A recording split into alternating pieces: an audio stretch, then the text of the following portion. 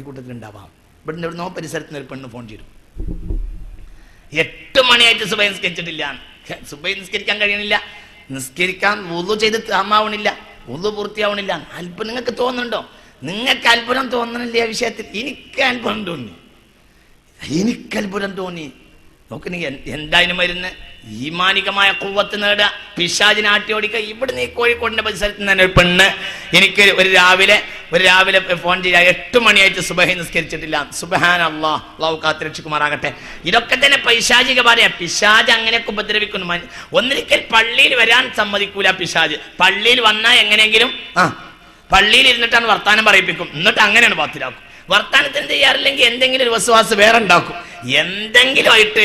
ഒന്നിരിക്കൽ അമൽ ചെയ്യാൻ സമ്മതിക്കൂല, അമൽ ചെയ്താൽ ഉള്ള അമൽ എങ്ങനെയെങ്കിലും ബാത്തിലാക്കും. ഇതാണ് ശൈത്താൻ എന്ന് പറയുന്നത്. അലം അഅഹദ് ഇലൈക്കും യാ ബനീ ആദം ലാ തഅബുദു ശൈത്താൻ ഇന്നഹു ലക്കും അദുവ്വൻ മുബീൻ. നിങ്ങളെ ഏറ്റവും വലിയ ശത്രു ശൈത്താനാണ് എന്നാണ് അല്ലാഹു പറഞ്ഞിട്ടുള്ളത്. അവൻ സദാ നേരവും നമ്മളിൽ വന്നുകൊണ്ടിരിക്കും. അല്ലാഹു നമ്മളെ കാത്തുരക്ഷിക്കുമാറാകട്ടെ. പിന്നെ വേറെ ചില ആളുകൾ താല്പര്യം യുഹിബ്ബു അൻ യുതീല ശഅറ വൽ അലാഫിറ, മുഖം മുടിയും നഖമൊക്കെ നീട്ട എപ്പോഴും. ചില ആളുകൾക്കൊക്കെ ഉണ്ടല്ലോ, ചില ആളുകളൊന്നും എന്ത് ചെയ്യൂല, നഖം മുറിക്കേയില്ല. ചില ആളുകൾ, അത് ചില പരിഷ്കാരികളും നഖം മുറിക്കണില്ല കേട്ടോ. അതിനും കാരണം തന്നെയാണ് പിശാചിന്റെ സ്വാധീനമാണ്. മനസ്സിലാവണില്ല, അതൊരു തരം പിശാചിന്റെ സ്വാധീനം തന്നെയാണ്. പിന്നെ സദാ നേരവും കരഞ്ഞുകൊണ്ടേ ഇരിക്കുക, ബിലാ സബബിൻ, കാരണമില്ലാതെ കരയുക. അവിൽ ലഹക്കി ബിലാ സബബിൻ, അല്ലെങ്കിൽ കാരണമില്ലാതെ ചിരിക്കുക. അല്ലെങ്കിൽ എന്തെങ്കിലും പഠിച്ചാൽ അത് അപ്പോഴെ തന്നെ മറന്നു, ഒന്നും ഓർമ്മയില്ല. അത് ചില ആളുകളെ കറാമത്തായി പറയാറുണ്ട്, പഠിച്ച ഓർമ്മയില്ല. ഒന്നും എത്രയോ ആളുകൾ എന്നോട് പറയാറുണ്ട് പഠിച്ച ഓർമ്മയില്ല. അല്ലെങ്കിൽ പിന്നെ എപ്പോഴും ഇത്തരം പേടി, അവിശക്തി, അല്ലെങ്കിൽ എല്ലാ കാര്യവും സംശയം. വീട്ടിൽ നിന്ന് ഇറങ്ങിയ സംശയം, ഒക്കെ സംശയം, അങ്ങനെ ഉണ്ട്. അതേപോലെ തന്നെ കട അടച്ച് പോകുന്ന മോട്ടോർ സൈക്കിളിൽ പോയിട്ട് 3 കിലോമീറ്റർ പോയിട്ടാണ് ഓർമ്മ വന്ന, എന്ത്, ഞാൻ അതിലേക്ക് താവിട്ടിരുന്നു, പൂട്ടിയിട്ടുണ്ടോന്ന്. പിന്നെ വീണ്ടും എന്താവുക, വന്നിട്ടൊന്നും കൂടെ വലിച്ചു നോക്കുക, മനസ്സിലാവും. ശൈത്താനാണ് മനുഷ്യന്മാരെ അതൊക്കെ.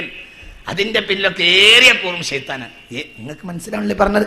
ഒരു ശക്ക്, ഏത് കാര്യത്തിൽ ശക്ക്, ഇതൊക്കെ പിശാചിന്റെ ഉപദ്രവങ്ങളിൽപ്പെട്ടതാണ്. ഇതൊക്കെ ഇട്ടിരുന്ന ആള് അൽ ഇഹ്സാസു ബിൽ ഖൗഫി, ഒരു പേടി, അല്ലെങ്കിൽ അവിശക്തി, ഒരു ഭയം, ഒരു സംശയം. എല്ലാവരും ഭാര്യയെ സംശയം, കുട്ടികളെ സംശയം, റൂമിൽ സംശയം, ഇങ്ങനെ ഒന്ന് അങ്ങോട്ട് നോക്കുക, ഒന്നിങ്ങോട്ട് നോക്കുക. രാത്രിയൊക്കെ നടന്നു പോവാണെങ്കിൽ ഒന്ന് ഇടവും വലമൊക്കെ ഒന്ന് നോക്കുക.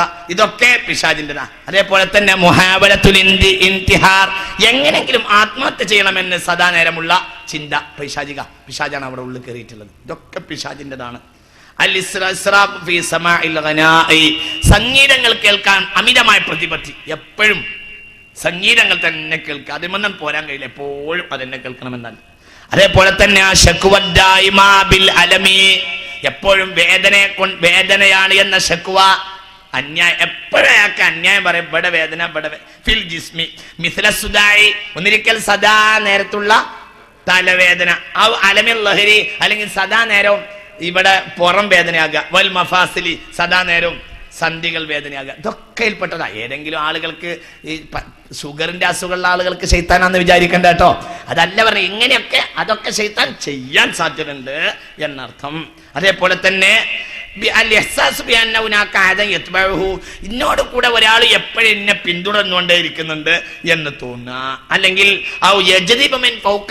ആരോ എപ്പോഴും എന്നെ മുകളിൽ എന്നെ പിടിച്ചിട്ട് വലിക്കുന്നുണ്ട് എന്ന് പോവുക, അല്ലെങ്കിൽ സമായ അസ്വാത്തിൻ, എന്തോ ശബ്ദം കേൾക്കുന്നുണ്ട്, ത്വാജിസൂബനോട് വർത്താനം പറയുന്നതായിട്ട്, വലാ യറാ ശഖ്സൻ, ആരാണെന്നൊന്നും കാണുന്നില്ല എന്ന് തോന്നുക, അല്ലെങ്കിൽ ഏതാൻ സദാ നേരത്തെ എന്തെങ്കിലുമൊക്കെ ചില രൂപങ്ങൾ കണ്ടുകൊണ്ടിരിക്കുക, അല്ലെങ്കിൽ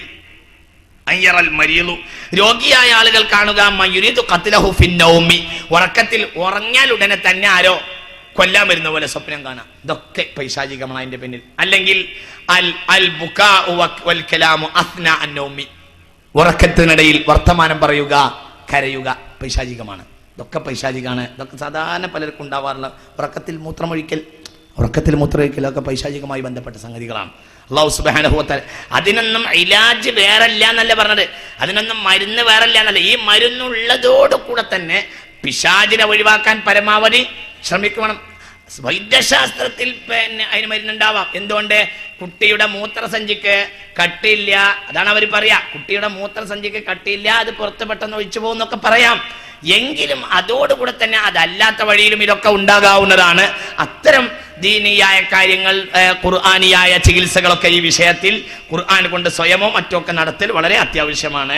അതേപോലെ തന്നെ അൽ മഷിയു അസ്ന അന്നൗമി, ഉറക്കത്തിനിടയിൽ എണീറ്റടക്കുക, എണീറ്റ് നടന്നു പോവുക. അങ്ങനെയൊക്കെ പലതും പല നിലക്ക് എണീറ്റിട്ട് പിന്നെ നടന്നിട്ട് കിണറ്റ് ചാടിയ ആളുകൾ വരെ ഉണ്ട്. അങ്ങനെയൊക്കെ പല ജാതി ഉപദ്രവങ്ങൾ.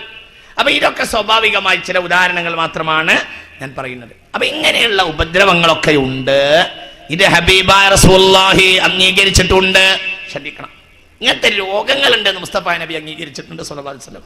ഇമാം തുബ്രാനി രേഖപ്പെടുത്തിയ ഒരു ഹദീസിൽ കാണാം, അൻ ഉസ്മാൻ ഇബ്നു അബിൽ ആസ് ഖാല ഖാല റസൂൽ ശകൗതു ഇലാ റസൂലില്ലാഹി. ഉസ്മാൻ ഇബ്നു അബിൽ ആസ് പറയുന്നു, ഞാൻ റസൂലുള്ളാഹിനോട് ചെന്നിട്ട് പറഞ്ഞു, നസിയാനൽ ഖുർആൻ, ഖുർആൻ ഓതി പഠിച്ച പിറ്റേന്നത്തേക്ക് അത് മറന്നു, ഖുർആൻ മറക്കതൻ. ഫളറബ സദരി, അപ്പൊ ഹബീബായ നബി എന്റെ നെഞ്ചിനടിച്ചു, ബിയദിഹി, ഒറ്റ അടിന്റെ നെഞ്ചിന്. ഖാല ഉസ്മാൻ പറയാണ്, ഫമാ നസീതു മിൻഹു ഷൈഅൻ ബഅദ അൻ അഹ്ബബ്തു അൻ അദ്കുറഹു, പിന്നെ എൻ്റെ ജീവിതത്തിൽ ഓർമ്മിക്കണമെന്ന് വിചാരിച്ച ഒരു കാര്യവും ഞാൻ മറന്നിട്ടേ ഇല്ല. അപ്പൊ വേറൊരു മരുന്നും കൊടുത്തില്ല, നേരെ നെഞ്ചത്തൊരു അടി അടിച്ചപ്പോഴത്തിന് പുറത്തു പോകേണ്ട ആൾ, ഉറക്കട് പറയും, പുറത്തു പോകേണ്ട ആൾ പുറത്തുപോയി. അതാണ് ഹബീബായ റസൂലുള്ളാഹി. ചിന്തിക്കണം. അപ്പൊ അങ്ങനെ കഴിവുള്ള റസൂലുള്ളാഹിനെ പോലെ കഴിവല്ലെങ്കിലും ആ ദീനിയായ കഴിവുള്ള ആളുകൾക്കൊക്കെ അത്തരം ചികിത്സകൾ ചെയ്യാൻ കഴിയുന്നതാണ് എന്ന് ഇതിൽ നിന്ന് മനസ്സിലാക്കാം. വേറെ റിവായത്ത് കൂടി കേട്ടോളൂ. അൻ അംർ ഇബ്നു ഉവൈസ് അൻ ഉസ്മാൻ ഇബ്നു അബിൽ ആസ് ഖാൽ ഇസ്തഅമലനി റസൂലുള്ളാഹി, ഒരിക്കൽ നബി സല്ലല്ലാഹു അലൈഹി വസല്ലം ഒരു നാട്ടിലേക്ക് ദീൻ പഠിപ്പിക്കാനും ഭരണം നടത്താനും ഏൽപ്പിച്ചതിൽ 6 ആളുകളിൽ ഒരാൾ ഞാനായിരുന്നു. വഅന അസ്ഗറു സിത്ത, ആ 6ൽ ഏറ്റവും ചെറിയ ആൾ ഞാനായിരുന്നു. അങ്ങനെ ഞാൻ എന്നിട്ട് ആ നാട്ടിൽ നിന്ന് ഒരിക്കൽ റസൂലുള്ളാഹിന്റെ അടുത്തേക്ക് എന്നെ മടങ്ങി വന്നു. എന്തുകൊണ്ട്? അന്നീ കുന്തു ഖറഅതു സൂറത്ത് അൽ ബഖറ ഓതിക്കൊണ്ടിരിക്കുകയായിരുന്നു.